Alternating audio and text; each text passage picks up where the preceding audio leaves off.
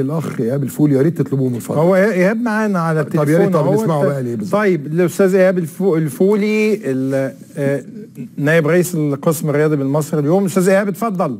اهلا بيك يا استاذ وائل، وتحياتي للاستاذ مرتضى. والله انا يعني من اول يوم كتبت ان الزمالك على حق في موضوع المصري والمقصه، ولكن حضرتك لما تيجي تتفرج على المداخله بتاعت الكابتن مدحت شلبي والحاج عامر حسين، انا ما استوقفنيش الكلام كله اللي في المداخله، انا استوقفتني نقطه واحده بس من على لسان الحاج عامر حسين غابت على الناس كلها، اللي هي الكابتن مدحت شلبي بيقول للحاج عامر حسين الزمالك يلعب يوم 16.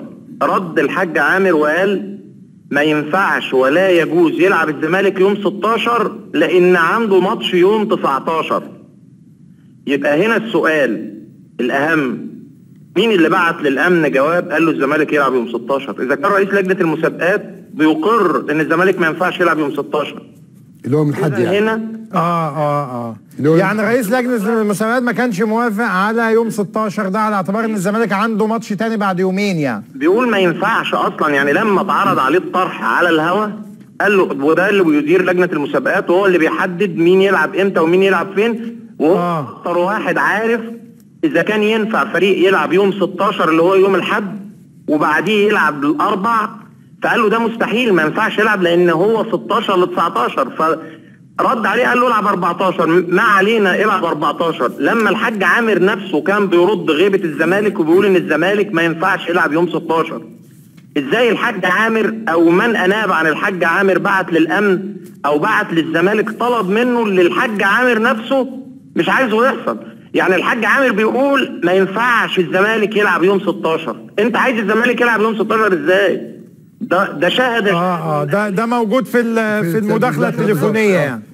ده شاهد ومن اهلها. الحاج عامر حسين نفسه قال لك لا يجوز الزمالك يلعب يوم 16. انا بشكرك استاذ.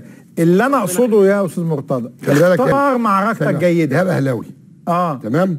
انا بحترم بصراحه كل الاعلام الاهلاوي واقف في القضيه دي، واخد بالك، بيساند، ولما الاهلي بيبقى عنده مشكله كله بيقف.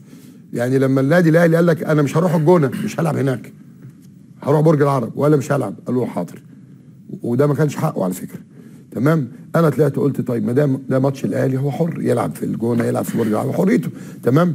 لما النادي الاهلي قال انا مش هلعب، مش هكمل الدوري الا الزمالك كمل لعب مباراته مؤجله، انا طلعت قلت ده حقه، ده راجل بيدافع عن مصالح ناديه.